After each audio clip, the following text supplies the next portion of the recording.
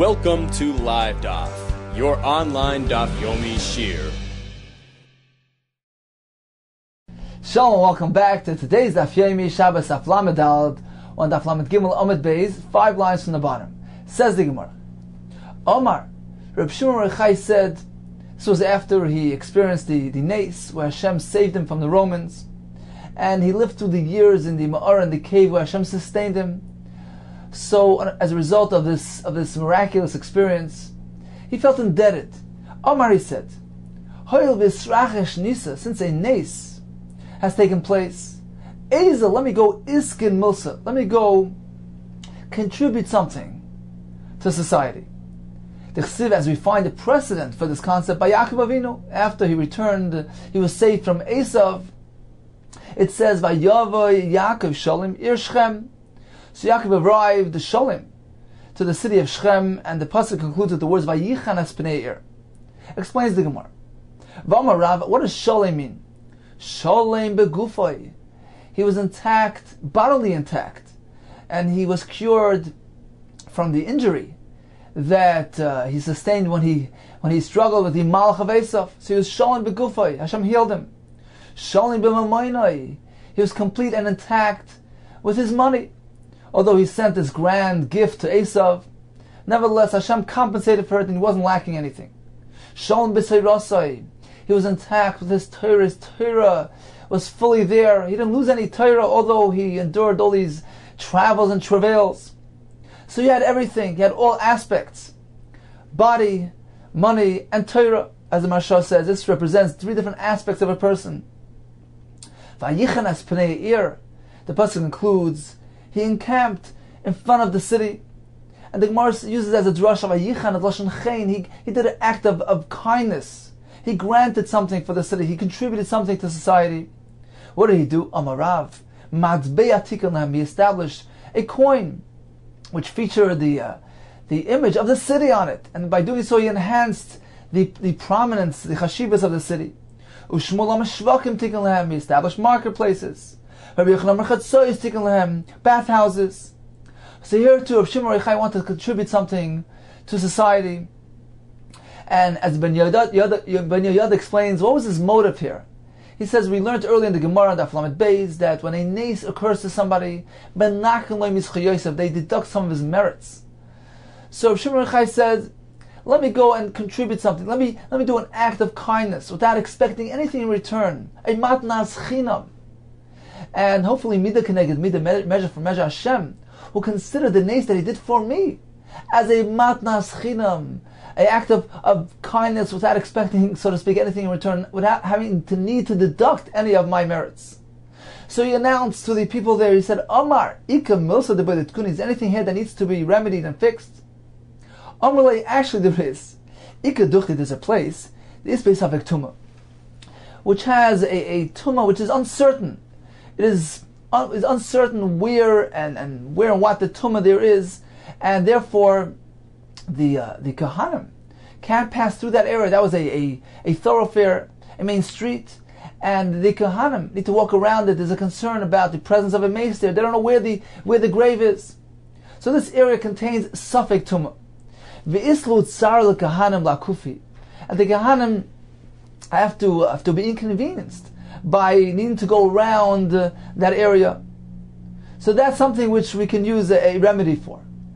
Omar, so Shimon Bar Yochai says as follows: Ika inish, is there anybody here, the Yoda, who knows, who has knowledge, this chazik hacha tahara, that this place was regarded as a makam tar?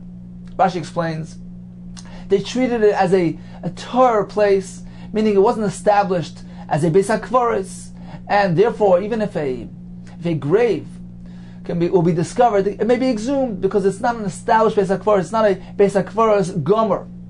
So does anybody knows whether this place was considered to be a non-beis hakvaros area, a place of tahara? Amrlei Hahusabas, this elderly man told him, yes, I actually know. Kan kitzeit ben Zakai turmesei truma. In this location, in this very place, Ben Zakai, Rechman and Zakai was actually a kohen. He planted and harvested these turmesim, these types of beans of truma. So apparently this place was tar, was not a beis hakvaros. If so, says the Gemara, Ovid hiu nami yachi.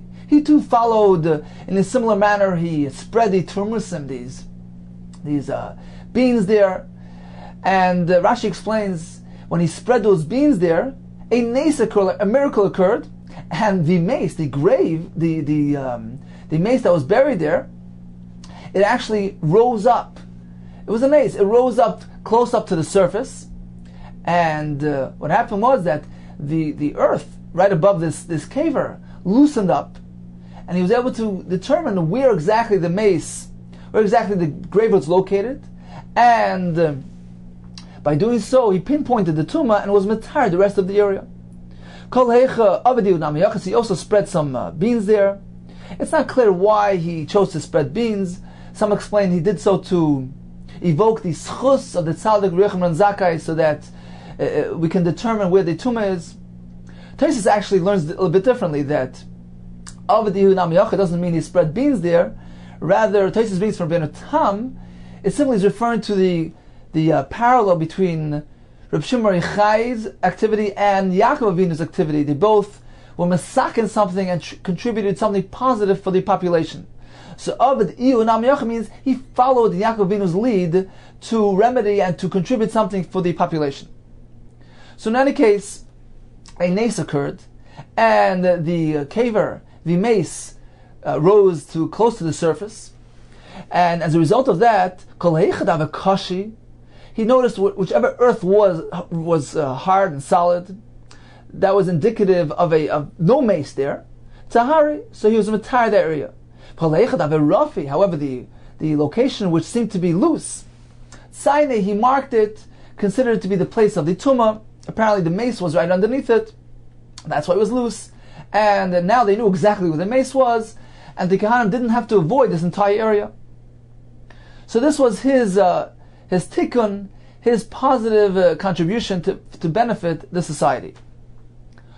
Omar Saba. So after he did this and he was matar the rest of the area, the same Saba, this elderly man who had given them that tip initially, who had given that information regarding the cheskas tahara of the location, so he didn't like the conclusion. He was opposed to the fact that he was matar the area, and he proclaimed as follows: Tir ben Yochai Beis HaKvaros. Rav Shimon Yochai was matar Beis HaKvaros. He shouldn't have done so. Amar lei, so Rav Shimon Yochai was disappointed at this man's declaration. He said it's inappropriate. Amar lei, ilmolei lo yisi imanu.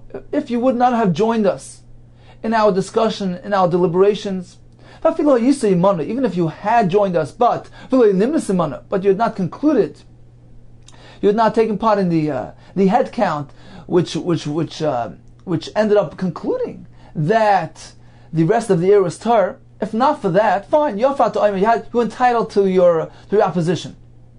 But now you actually joined our discussion, and you've concluded with us. So how can you go ahead and antagonize me? How can you go ahead and oppose it? Should the people say, immoral women go ahead and they help each other, they style each other's hair, even though they're engaged in fierce competition with each other. Talmid Chacham like Kolshkein, strong Talmid Chacham, meant to help and assist each other, not meant to oppose me and antagonize me unnecessarily and unjustly. Yoav be'einai, Shimon Yochai cast his gaze on him, v'noch nafshi, and as a result he died. Fine, continues the Gemara, what happened afterwards? Nafik l'shuki went out to the marketplace. Chaze, he noticed none other than Yehuda ben Girim. That was the individual who was the catalyst for this entire episode with the Romans. He was the one who related the content of the conversation of Rav Shimon Yochai criticizing the Romans, and he was the cause in a way of all the gzeira and the whole aftermath. So Rav Shimon Yochai noticed that individual walking in the street. Omar, he said, "Adayin yesh ba'olam." This person still exists after all that he did after all that he's done. Nosam be'einav. So he placed his eyes on him. He cast his gaze on him. Ve'aso gal shlat somais. And he turned him into a heap of bones. Now, Tosfos earlier in Daf Yomi Gimel on base says that there's actually an opinion that holds that Yehuda ben Girim was a chasher person. He was a gavar rabbah, perhaps even a tana. Nevertheless, he evidently did something wrong by relating the contents of the conversation, even though he didn't intend on bringing about the results. But Tosfos says, as a result of that opinion, that Yehuda Megain was a chashuv person, we're not meant to use these words, this term of nasagar shalat somais, which is a lashon gnai, a very denigrating description, but rather noch nafshe, he passed away. Okay, continues the Gemara. Gimel dvarim sorach adam loima b'seich beisai erev Shabbos im chashech. So the Mishnah lists us three things that one is meant to instruct within his household on erev Shabbos prior to the onset of darkness. Isartem. So he asks him a question: have you separated the meiser from the produce? Because on Shabbos we may not do that. When the Rabbanan, one may not do tumas meiser on Shabbos. It looks like mesakin mana, like he's fixing something, because he's rendering it fit for consumption. As Rashi points out, although during the weekdays one may partake in tevel, even in untied produce, with an achilas arai, and a casual snack meal, even with Rabbanan, one may do that. However, on Shabbos, even an achilas arai is prohibited. Why? Rashi brings a Gemara in Beitza which says that the eating on Shabbos carries such prominence and significance that even a mere snack, a casual meal, an achilas arai is considered to be kva, considered to be important significance. It's eating on Shabbos. It's karasal Shabbos oinik. Therefore, it is chayv meisers. So he's instructing his family. He's asking him, have you done the meiser? Otherwise, you can't eat it on Shabbos. That's number one. Number two, he asked him, he raft him, have you done the erev? Rashi says, referring to erev techumen and erev chatzeres. So the erev techumen is when we place the food out in the distance, and by doing so, one establishes that place as being his Shabbos residence, his makam shvisa, and then he can walk from there 2,000 amma. So it extends the limit where one can walk on Shabbos. Erev chatzeres is when they collect the bread from the inhabitants of the courtyard, and by doing so, they merge their ownership, and they merge into one domain. This allows them to carry from the homes to the courtyard. This will be explained in the Maseches Erevin. So these types of erevs, have you done it already? You can't do it on Shabbos, because it's considered as if he's acquiring something, as if he's making a kinyan, and that can't be done on Shabbos. So have you done it? You meant to do it before Shabbos. And finally, he tells them, he instructs them, Hadlikus haner, light the ner Shabbos. He sees there's no ner lit. So he asks them two questions and instructs them regarding the third. So these are the three dvarim that he's meant to mention in his home before Shabbos. Safek hashecha, but once time moves on and it's already safek hashecha, there's a suffix whether it is dark. Safek ein hashecha, there's a suffix that is not dark, meaning it's the transitional period between day and night. It's called ben hashmashes. So at that point, there's an uncertainty as to the status of whether it's still erev Shabbos, still day, or whether it's ready at night. At that point, says the Mishnah, a ma'asr savadai. So we may not do malacha. We must refrain from malacha during that period. It's a suffix Shabbos. But even isur d'rabbanan, rabbinic prohibition, may not be done. The rabbinic prohibitions apply to that period as well, ben hashmashes. And therefore, as a result, a ma'asr savadai, one may not do trumas and maasers from produce, which is vadai, which requires the separation of trumas and maasers in a definite manner.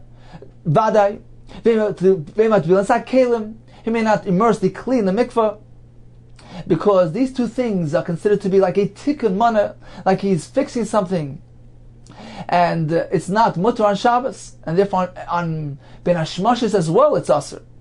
So you cannot do meiser from the vadei tevel, because that's something which is asur on Shabbos. It looks like he's misaking something, like he's fixing something, since he's rendering the food. He's rendering it edible.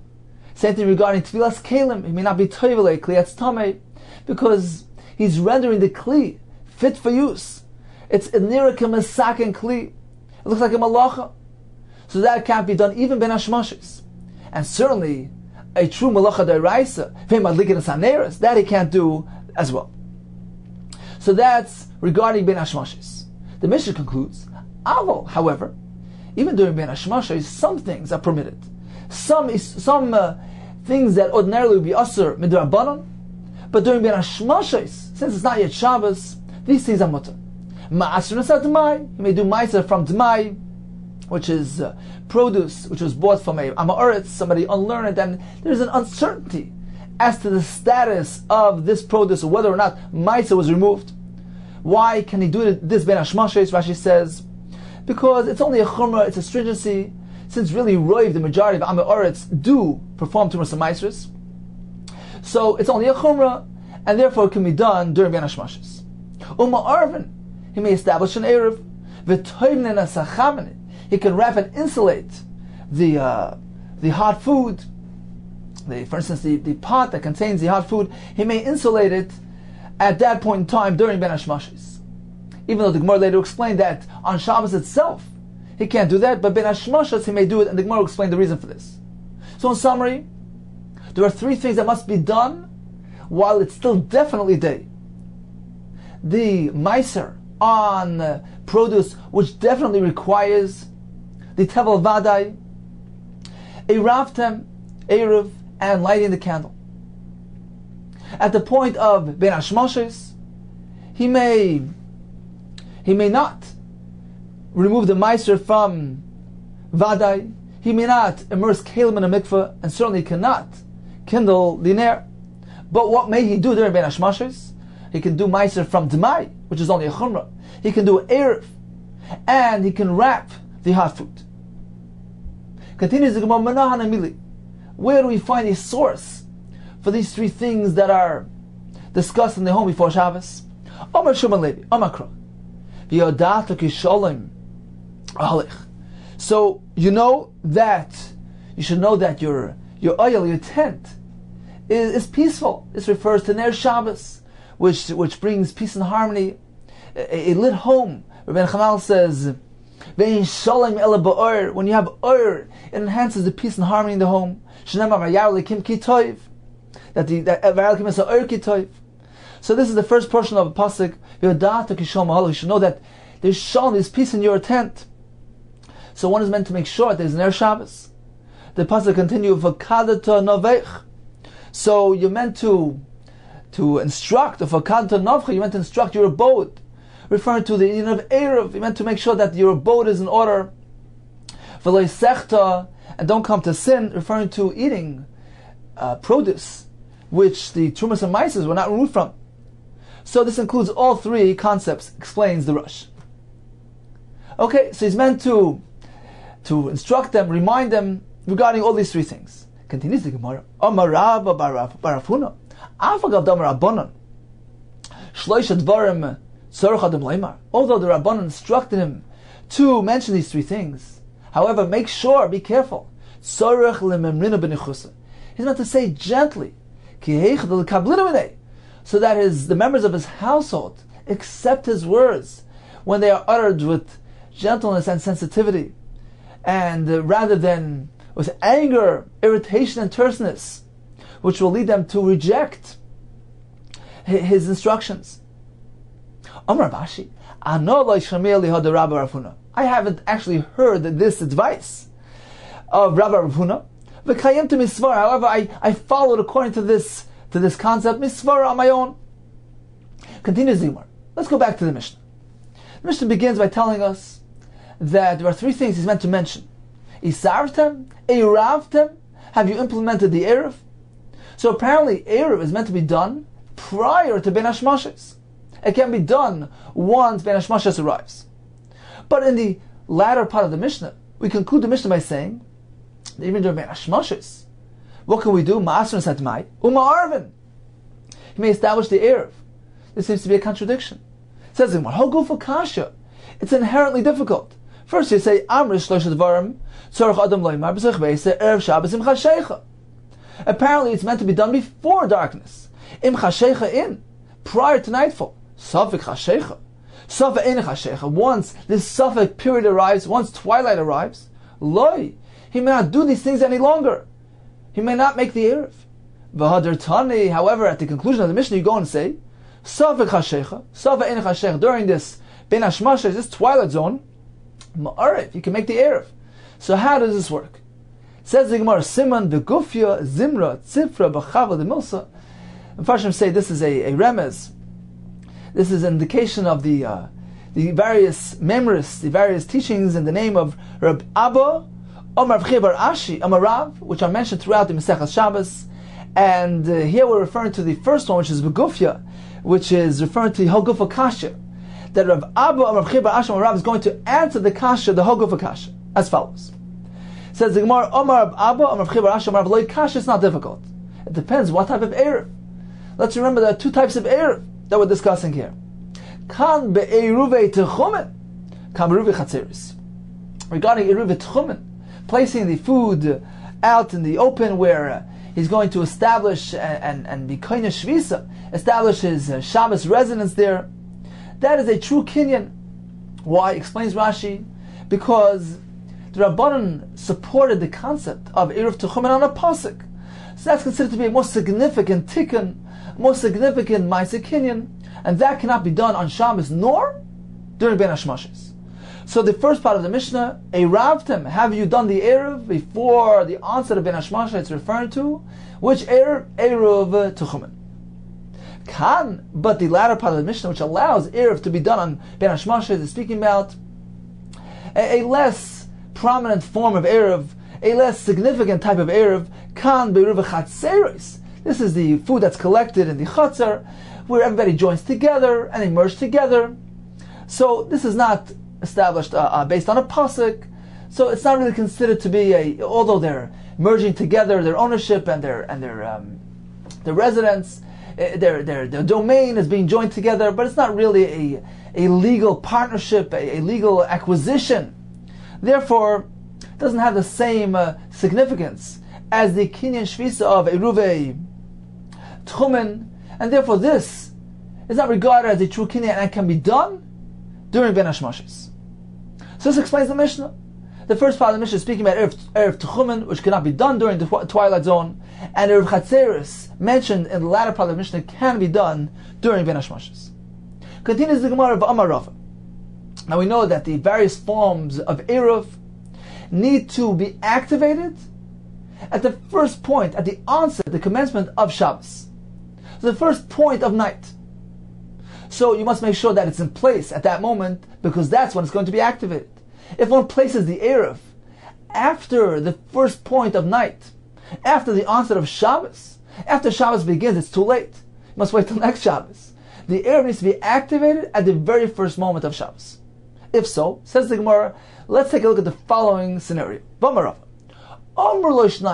Suppose two people, let's call them Reuven and Shimon, turn to Levi and they ask him, say, go out va'ariv lonu, go place an Erev Tchumen on our behalf. So he's going to place two separate Erevs, one for Reuven and one for Shimon. And what happened? Le'echad, on one's behalf, Erev olav b'yom, he placed the Erev b'yom while it was still definitely day. It was still daylight. Le'echad, and regarding the other, for the other person, for Shimon, Erev olav ben Hashmashis, he managed to place it only during ben Hashmashis.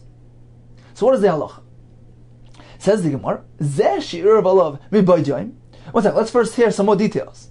Zeh she'erev olav b'yom, the Erev which was placed when it was still definitely day, so Reuven's Erev which was placed earlier, what happened to his Erev? Nechel eruve ben Hashmashis. His Erev was actually consumed, eaten up.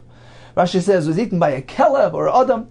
So it was consumed, it was gone by a time during Ben Hashmashis. So it was there from Yom through the Ben Hashmashis when it was eaten up. So it never lasted till the point of Vadei Laila. It was only there by Yom and Ben Hashmashis. V'zeh she'irel Ben Hashmashis. The other Erev, the Erev of Shimon, which was placed during Ben Hashmashis, that one was eaten up when nightfall arrived. Nechel eruv mishachashecha, when Laila came about. So once again, one Erev was there, was placed by day, by Yom, and was eaten during Ben Hashmashis, and the second Erev was placed Ben Hashmashis and eaten at night. So what is the halacha? Shneim kano Erev. Both Erevs are valid. They're considered to be halachically valid Erevs. Says the Gemara, how can we understand this? Manavshach, how are you going to explain this? What is the legal status of Ben Hashmashis? If Ben Hashmashis yimamahu, if Ben Hashmashis is to be regarded as Yom, as daylight, as daytime, as Vada Yom, If that's the case, let's take a closer look again at the story. So, the first person's Erev was placed when it was still day, was still Yom. It lasted throughout the Ben Hashmashis, never made it to the Laila. The second person's Erev was placed during Ben Hashmashis. Now, if we consider Ben Hashmashis to be Yom, so the first person's Erev never made it into Shabbos. It was gone by the time Shabbos came along. It was only there during Yom, and during Ben Hashmashis, which also is considered to be Yom. It never arrived at Shabbos. It never was present at the onset of Shabbos. The second person's Erev, however, was placed during Ben Hashmashis, which at this point the Gemara would consider to be Yom, a din of day, but it lasted through, it entered into Shabbos. It met Shabbos when it arrived. So Basar Likni, only the second person's Erev, should be valid, because it got activated at the point of the onset of Shabbos, at the point of Laila. Kamal Likni. However, the first person's Erev should not be koine, should not be valid. Why? Because once again, his Erev never made it to Shabbos. His Erev was never activated by the onset of Shabbos. His Erev was consumed Ben Hashmashis, and we're considering Ben Hashmashis to be Yom. So how could you explain that both Erevs are valid? Says the Gemara, okay, on the flip side, Vi Ben Hashmashis Lail Yahu, if you consider Ben Hashmashis the twilight zone, this transitional period between day and night, has a lag status of Laila, considered to be nighttime, so in this case it will be reversed. Kama Likni, the first person's Erev should be koine, should be valid, because his Erev was placed by day, and it lasted through the Ben Hashmashis. It was eaten by Ben Hashmashis, and it was there, it was in place, it was present at the onset of Ben Hashmashis, which is Laila. So it was activated at the first point of Laila, which is beginning of Shabbos. So the first person's Erev is valid. Basra Likni. But at the same time, the second person's Erev is not valid, because his Erev was only placed during Ben Hashmashis, when it is already Laila. He already missed the first point of Shabbos, the onset of Shabbos. It's too late. So how can you have it both ways? How can we say that both Erevs are valid? Says the Gemara, you know what the reason is? Because Ben Hashmashis is neither day nor night. Ben Hashmashis Sveiku, it's actually a period of uncertainty, as a din of a suffix. It could be Yom, it could be Laila, we're not sure. And therefore we apply the concept of the principle of Sveika de Rabbanan Lekula. Regarding Erev Tchumen, which is a din de Rabbanan, we can have it both ways. We can apply the concept of Safed Rabbanan Lekula, we can apply a lenient approach. And therefore, every person can have it his way. Reuven can have it his way, Shimon can have it his way. Meaning, that with regard to Reuven's Erev, which was placed B'Ba'id Yom, and was consumed during Ben Hashmashis, with regard to him, we say, you know what, Ben Hashmashis is considered like Laila, and therefore your Erev was around, was present at the beginning of the Laila, at the onset of Shabbos, and was activated at the first point of Laila, the first point of Ben Hashmashis, which has a legal status of Laila. So according to this approach, we're going to apply the status, the halachic din of Laila to Ben Hashmashis. So Reuven's Erev can be chal, can take hold, can be activated. We follow a lenient approach. We say, okay, let's assume it's Laila. The same thing in regard to Shimon, just the opposite. Shimon will say, well, Ben Hashmashis is Yom. So when the Erev on my behalf was placed during Ben Hashmashis, it was still daylight. It was still Erev Shabbos. And since it endured, it survived up into the night, and only then was eaten, so it was there, it was present at the onset of Shabbos, which happened right after Ben Hashmashis. So it was activated at the first point of Shabbos, and it is halachically valid. So in summary, we have Reuven and Shimon, we have 1 and 2. Reuven's Erev, number 1, was placed by Yom, and it lasted through the Ben Hashmashis, and then it was consumed. So with regard to him, we're going to say Ben Hashmashis is Laila, has a din of night, since his Erev was present at the onset of Ben Hashmashis, which is Laila. It was activated, and it's chal. Regarding person number 2, Shimon, his Erev was placed Ben Hashmashis, and it lasted into the night. With regard to him, we say Ben Hashmashis is Yom. So the placement took place on Erev Shabbos. And since it was present at the beginning of Laila, it was activated at the first point of nightfall, and his Erev too is a valid Erev. Continues the Gemara. V'amar Rava, Mipnei ma amru, why did the Chacham tell us, Ein toimnin, we may not wrap and insulate hot food, b'davar she'eni moisef helvel, mishach hashecha. How do we see that? We see that in the Mishnah. Mishnah tells us that this is the last line of the Mishnah. So during Ben Hashmashos, during the twilight zone, we may wrap and insulate the hot food. This implies that wrapping, insulating is not allowed once Shabbos arrives. Once Chashecha comes, once Laila comes, it is only a heter during Ben Hashmashos. Once again, what is the reason for this? Why did they say Amru? One may not wrap and insulate b'davar she'eni moisef hevel, even using materials which don't add warmth. Once nighttime arrives, it can only be done during Ben Hashmashos. What's wrong with wrapping something like that? It's not cooking. It's not doing any malacha. Says the Gemara, the answer is gzeira shemiyartiach. We're concerned that he might go ahead and recook the food. So what's going to happen is he's going to go wrap the pot. You're going to notice that the food cooled off.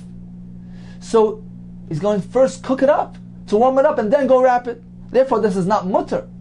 There's an issa to be matmin after, once Shabbos arrives, once nightfall comes. Gzeir shemiyartiach. If so, says the Gemara, if so, if there's a concern that he's going to go cook up the food, Ben Hashmashos is not an. What is Ben Hashmashos different? Even during Ben Hashmashos, we still have the same concern. He's going to go wrap the food. He's going to see that it's cold. He's going to go reheat it. And this is a malacha. Certainly one cannot do a malacha d'oraisa like cooking during Ben Hashmashos. Amalei. So Rabbi responds, no, that concern is not present Ben Hashmashos. Why? Stam kederes, ordinary pots, rois chetzein, are boiling during Ben Hashmashos. He just recently moved it off the flame. So there's no concern during this early period of Ben Hashmashos that his food will be cool already. So we have no gzeira here, and therefore we allow him to wrap it b'davar she'eni moisef hevel, with material don't add to the warmth, and there's no concern that he'll go reheat it, since we presume that it's in a state of rois boiling, it's hot, and there's no need to reheat it. Continues the Gemara. Okay, so we learned to halacha of hatmana that one who would like to insulate and wrap his pot with material that's eimei moisef hevel, doesn't add warmth, he may do that miboidayim. He may do that even ben hashmashos, but not b'shach hashecha, not when it's already light. What about being matman with something that is moisef hevel, something which adds warmth? The Mishnah later lists a whole bunch of materials which add heat, warmth. That cannot be used, even if he's wrapping it, even if he's being matman by day on Erev Shabbos. Explains the Gemara. Why did the Chacham say, Ein toimnin b'davar hamoisef hevel? One cannot be toimin, cannot insulate with a material which adds warmth. Even if he does it on Erev Shabbos. What's wrong with that? Gzeira shamiyat min beremetz. There's a concern that he might use hot ashes, sheyesh bagacheles, that contains a coal. What's wrong with that? Let him go do it. What's wrong with using the ashes? It says the Gemara, if he uses the ashes that contain coals, then okay, now it's not a problem, it's still Erev Shabbos. But on Shabbos itself, he might go ahead and stir the coals to hasten the cooking of the food. It says Rashi, on account of the Gzera, they also applied the Isser to even fully cooked food, even Kedera Shabishla Kal Tzarka, and this will be explained later on in the next parak. So Rashi explains to us that the Gzera of using a Davar HaMoisiv Hevel, using material which add warmth, is Asr. One cannot use it as insulation, even if he does it on Erev Shabbos. And the reason is because he might go ahead and stir the coals on Shabbos, and Rashi says this applies not only to food which is partially cooked, even food which is completely cooked. So let's take a quick summary of the various activities which the Gemara listed for us. Some of them can be done during Ben Hashmashers, some can't. Let's go down the list. So we have the Ner, kindling the Ner Shabbos, that's a Melacha D'Oraisa. That can only be done by day, not Ben Hashmashers, and certainly not Laila. What about doing Meiser on Vadei Tevel? That too is restricted to by day, but cannot be done during Ben Hashmashers or Laila. Erev Techumen, that's a significant kinyan. That's a looks like a tikkun mana, like he's fixing something, like he's acquiring a shvisa, a residence. That's limited to Erev Shabbos. It cannot be done during Ben Hashmashers. The same thing regarding Tfilas Kalim. Now we have another category of items that can be done during Ben Hashmashers. We have doing Meiser on D'mai. Since it's only a Chomer D'Rabbanan, that can be done even Ben Hashmashers. We have Erev Chatzeres as well. And we have the Atmana. With material, using material that's not Mosif Hevel, that can be done even Ben Hashmashers. However, regarding Atmana, B'davar HaMosif Hevel, something which adds warmth, that cannot be done. Even because he might use the ashes which contain coals, and it might lead to stirring the coals on Shabbos. Continues the Gemara. The Gemara now is going to discuss in depth the concept of Ben Hashmashos, this transition period between day and night, this twilight period. Tanarabban. Ben Hashmashos, what is the status of Ben Hashmashos? Says the Gemara, it actually has three elements, three possibilities. We can look at it from three directions. Three sveikis.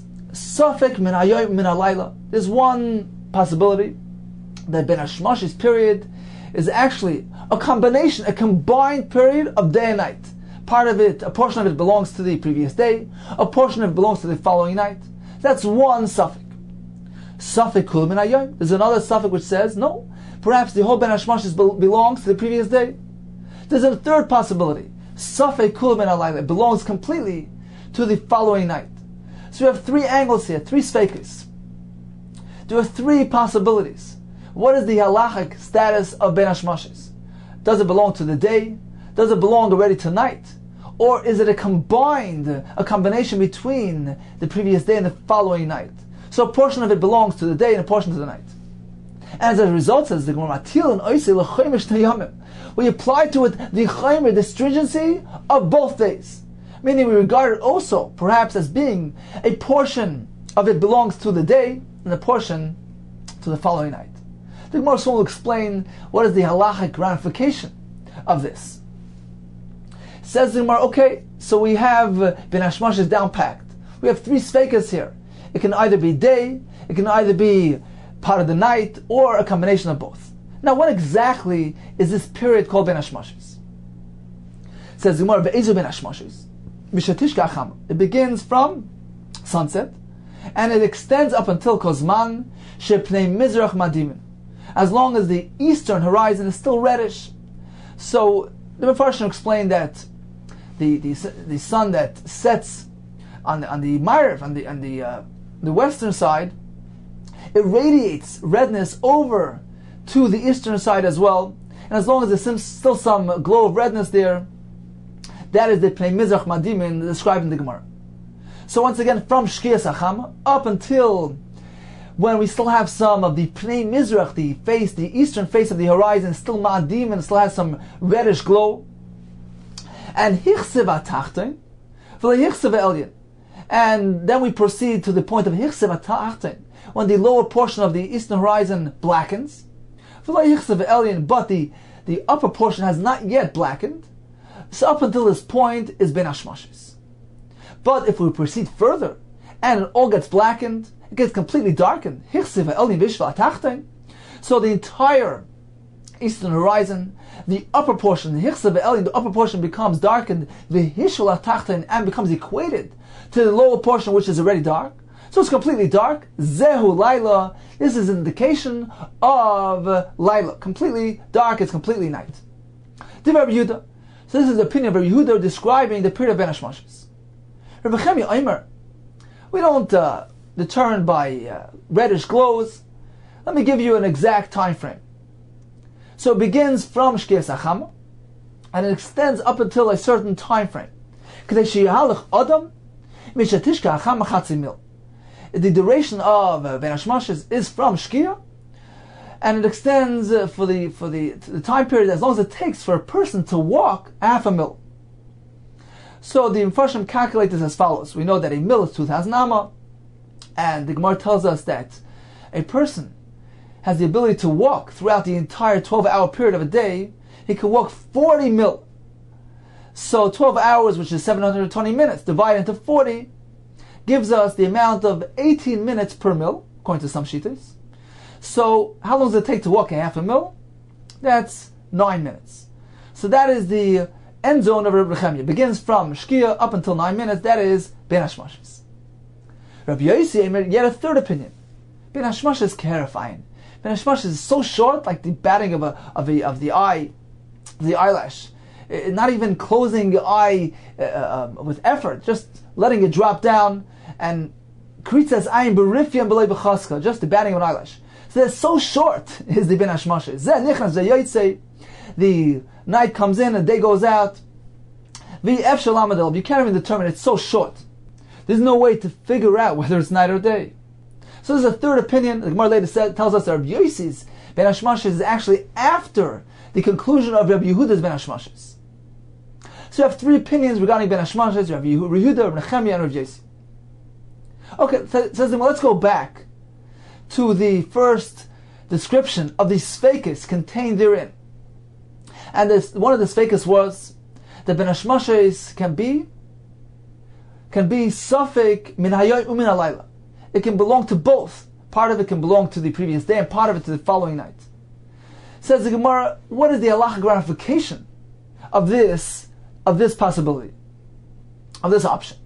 We learned earlier, we apply the chumrah of 2 days. We attribute it as having the din of 2 days. Says the Gemara, what is the halachic ramification? What is the nafkamina that we consider Ben Hashmashis like 2 days? So if we consider it like day, then we understand that, for instance, on Matzah Shabbos, we have to refrain from malacha during Ben Hashmashis. We consider it to be still Shabbos. The fact that we consider it to be a Safek Laila, we have to give it a din of Laila, we can understand the Chumrah there. For instance, on Erev Shabbos, we say, okay, Ben Hashmashis, we must refrain from malacha, we have to treat it as if it's night.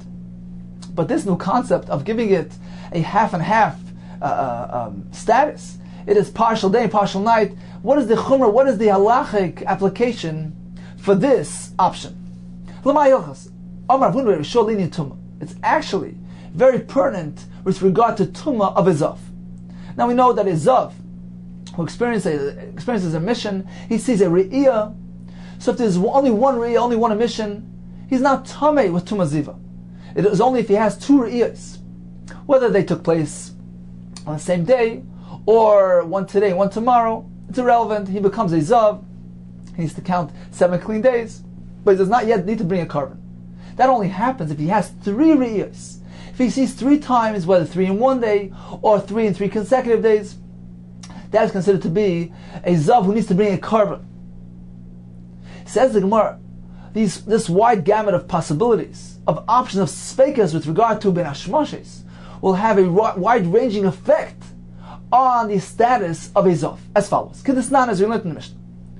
What about Rosh Neyomim Ben Hashmashis? If a person sees 2 emissions, 2 re'iyos of zav, when? He sees them during 2 consecutive Ben Hashmashis. So for instance, we have Sunday night Ben Hashmashis and Monday night Ben Hashmashis. So you had a re'iyah on each one of those Ben Hashmashis. Safek l'tumah l'karban. This will result in a safek, a doubt, an uncertainty regarding his status of tumah, whether or not he's a zav, and also with regard to his status of karban. We have a question of whether the 2 re'iyos that took place during the 2 Ben Hashmashis were considered as only 1 re'iyah, and he's not even a zav, or whether it's considered as though he saw 2 re'iyos and he's a zav, or whether even it's considered like 3 re'iyos. He needs to be a karban. How is that? So for instance, once again, he sees Sunday night Ben Hashmashis and Monday night Ben Hashmashis. Says the Mishnah, we have a suffix whether it's considered 1 re'iyah and he's not tamei zav, whether it's 2 re'iyos and he's a tamei zav, or whether it's actually 3 and needs to be a karban. As Rashi explains as follows. We have a suffix whether the re'iyah of the first Ben Hashmashis was Yom, whether that Ben Hashmashis has the din of Yom. So when is the re'iyah? When did halachically the re'iyah take place? It took place on Sunday. It was still Sunday. That's 1 re'iyah. Now, the second Riyah, during the second Ben Hashmashis, Monday night, so if that's considered to be Yom as well, so he saw it on Monday. So there are two consecutive Riyahs in 2 consecutive days. One Riyah on Sunday, one on Monday, and he's a Zav. But there's another possibility. Perhaps the Ben Hashmashis Sunday night is Yom. So the Riyah took place during daytime. It's considered as though he saw Yom Rishon. However, the Ben Hashmashis of Monday night, perhaps that's Laila. And if so, the Riyah that took place during that Ben Hashmashis was really on Tuesday. It took place during Laila, which is already has a halakhic din of Tuesday. So in that case, there is a full day in between with no Riyahs. Yom Sheni, Monday, interrupted the two Riyahs and doesn't allow them to connect and be mitzaref to each other. The halacha is that if a person sees a Riyah on Sunday and another one on Tuesday, we don't attach them. We're not mechaber mitzaref. They don't relate to each other, two Riyahs. And it is not considered as though he had two Riyahs. He merely had one Riyah. And he's not a Zav. So we have a suffix whether he had only one Riyah, or whether we do combine them because we consider both Ben Hashmash as being either a day, and therefore the Riyahs took place on Sunday and Monday, or the opposite also. They can both be considered as Laila. So the Ben Hashmash Sunday night is considered as though it's Laila, it's Monday. So the first Riyah took place on Monday. The Riyah took place on Monday night, Ben Hashmash is considered to be Laila as well. It's considered to be Tuesday already, so it took place on Tuesday. So there was two Riyahs on 2 consecutive days on Monday and Tuesday. So he's considered to be a Zav. Says Rashi. But there's a third possibility. If we apply the third suffix, that perhaps Ben Hashmasha is part day and part night, in this case, we can perhaps say that he's Chayv a Karban. Why? Because the Riyah of the first Ben Hashmashis was partially day and partially night. So when he saw throughout that Ben Hashmashis, since the Ben Hashmashis is partially Sunday, partially Monday, the fact that there was a transition of days there, that affects the Riyah. It's considered as though he saw two separate Riyahs. The fact that there was a changeover in days, that affects the Riyah, and it splits it into two, and is considered as though he saw something on Sunday and something on Monday. Now, when he sees again on the following Ben Hashmashais, so we have a total of 3 Riyahs, and he's Chayv a Karban. So we see clearly how this third element, this third suffix, that Ben Hashmashas can be partly day and partly night, it creates another possibility for the Zav, and will apply a tzad here, will apply a possibility, will end up giving us an option of a Chiyuv Karban as well, that he ended up seeing 3 Riyahs in total. So that's the first part of the Mishnah. Once again, because it's not as we learned, Rosh Nayom Ben Hashmashas, if he sees 2 days Ben Hashmashas, 2 consecutive Ben Hashmashas, Safek L'Tumah, we don't know whether he's Tumah, whether it's considered as 1 Riyah, or we combine it as 2, or the Karban. And now we have another possibility, perhaps he even saw 3, and it's Chayv a Karban. Continues the Mishnah, Ro Yom Echad Ben Hashmashas, if he saw only 1 day Ben Hashmashas, for instance, he only saw Sunday night Ben Hashmashas, in that case, it's Safek L'Tumah. Then we're not sure whether he's even Tamei Zav. Why?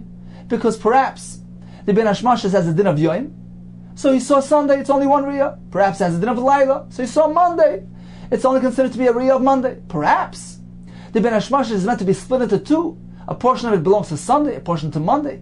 The Riyah took place during this Ben Hashmashas is split into 2 as well. It's as though he saw twice, once on Sunday, once on Monday, and he is Tamei Zav. So in conclusion, we see very clearly how that third approach, that third suffix, where we are uncertain whether Ben Hashmashas is actually a combination of day and night, it is partly day and partly night, we see that has an effect, a halachic ramification to the halacha of Zav, and can affect his halachic status. Okay, so we know that a Ben Hashmashas contains 3 elements, 3 sfeikas, whether it's day, whether it's night, or a combination of both. Let's go back to the description of the period, the time frame of Ben Hashmashas. Perhaps for clarity, let's go back to the Brisa. So the Brisa tells us as follows. This was on the 7th line from the top. Be'ezer Ben Hashmashas. The Brisa says, what is the time frame Mishatishka Chama from Shkia? As long as as long as the Mizrach side is still radiating, is still reddish.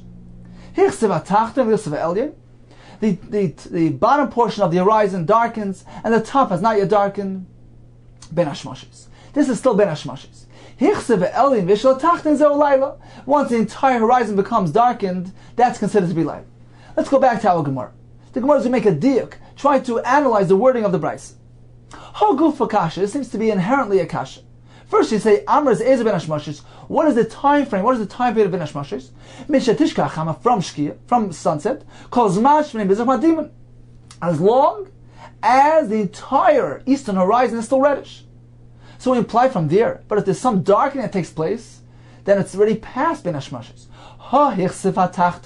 But if the bottom portion of the horizon darkens, even though the top part is still reddish, Lailu, that's already past ben hashmashis, that's definitely Lailu.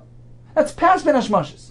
And then you go ahead and you say, no, if the bottom became darkened, the top is still reddish, ben hashmashis, that's still ben hashmashis. So which one is it? Amar Rabba, Amar Vidam Shmuel Krech Betani. You meant to wrap up the Brisa as follows. Ezer ben hashmashis, when is ben hashmashis? Mishatishka chama, from sunset, calls man, sheperim bizach madivin, ve'yichsev atachtin, v'lo yichsev el yinam ben hashmashis. You meant to wrap it together. Once again, the Brisa says, what is ben hashmashis? It begins, Mishatishka chama, and it extends, calls man, sheperim bizach madivin, as long as the eastern horizon is still reddish. And it continues, ve'yichsev atachtin, v'lo yichsev el yinam. That too, even though it became partially darkened.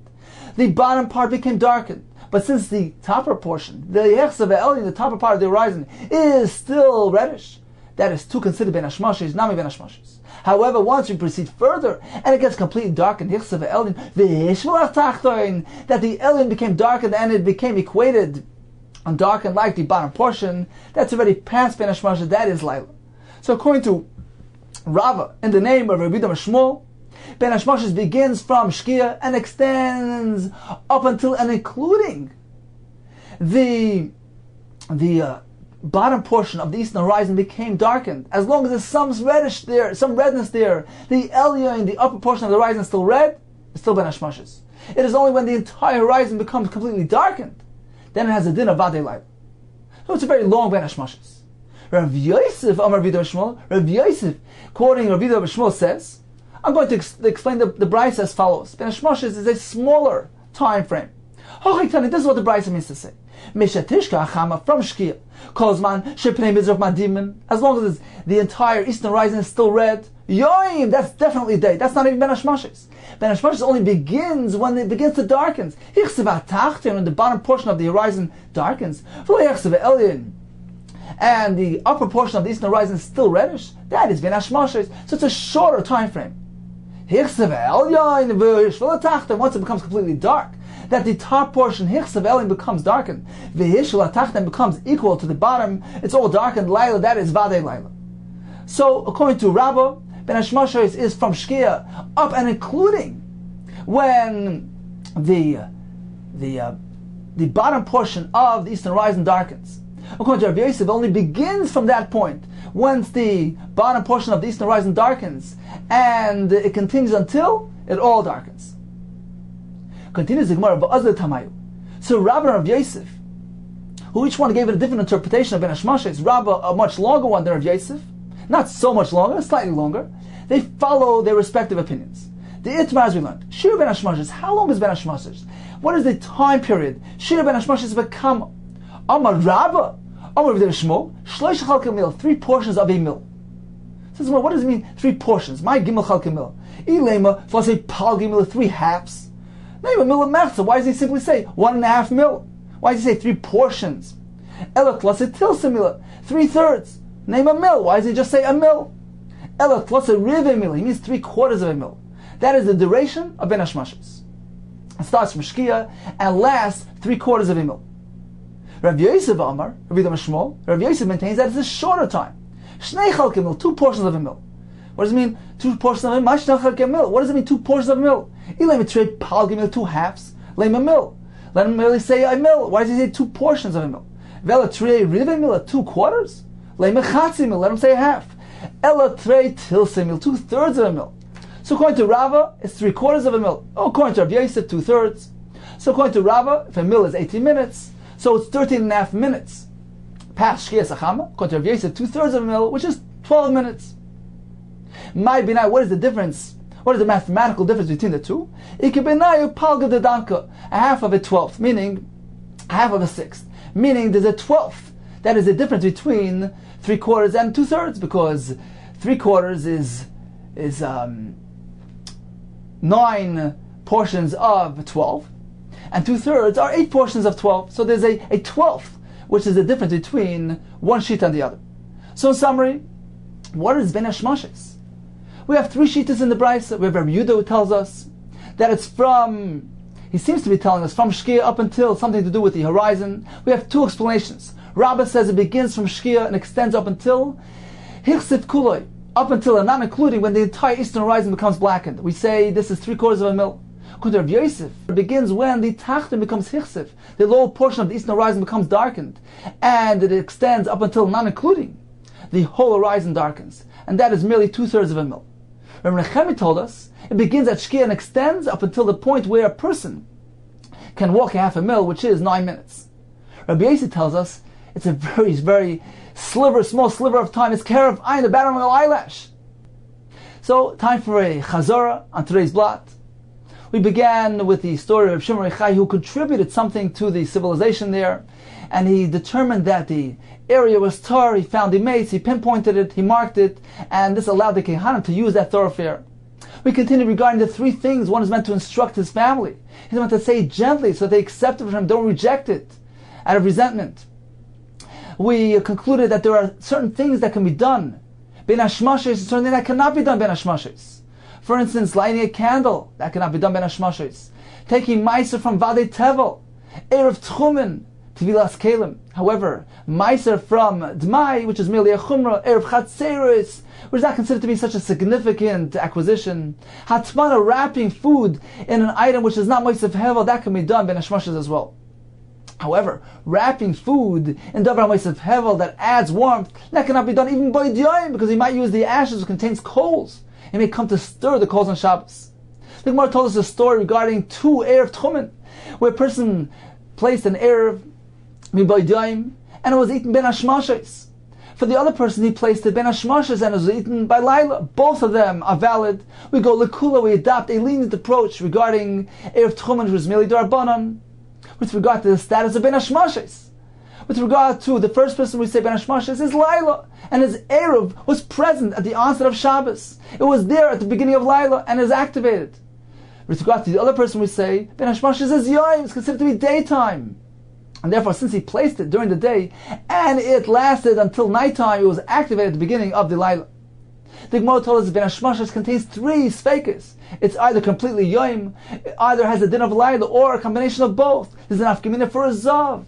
If he sees, for instance, 2 Ben Hashmashes consecutively, we have a suffix whether the Ben Hashmashes is completely Yom, and in this case he had 2 Re'iyos, one on Sunday, one on Monday. We have a suffix whether the first Ben Hashmashes is Yom, and the second Ben Hashmashes is Laila. So the first Ben Hashmashes has a din of Yom Rishon, the second has a din of Yom Shlishi. In Yom Sheni he hadn't seen anything. That interrupts, that is mafsik. It doesn't allow the Re'iyos to combine to be mitzdaref, and therefore he's not a Zav. There's a third possibility. Perhaps the Ben Hashmashes is partially day, partially night. If so, the first Re'iyah of the Ben Hashmashes, the first Ben Hashmashes, was half during Yom Rishon, half during Yom Sheni. And then when he added another Re'iyah in the second Ben Hashmashes, he has a total of 3. It needs to be a carbon. The Gemara told us a similar concept regarding 1 Re'iyah of one of Ben Hashmashes. There's a suffix whether he sees 1 or it's considered as 2 Re'iyahs, because Ben Hashmashes must be split into 2. The Gemara concluded regarding the time for Ben Hashmashes, we have 3 Tanoim. Rabbi Yehuda, Rabbi Nechem, Rabbi Yosi, with regard to the duration of Ben Hashmashes, whether the Ben Hashmashes begins from Shkia, extends for 3/4 of a mil, begins from Hichsiv Tachtein and continues for 2/3 of a mil, whether it starts at Shkia and extends for 9 minutes, the time it takes to walk a half a mil, or it's only Karev Ayin, the batting of an eyelash, according to the Shita of Rav Yosi.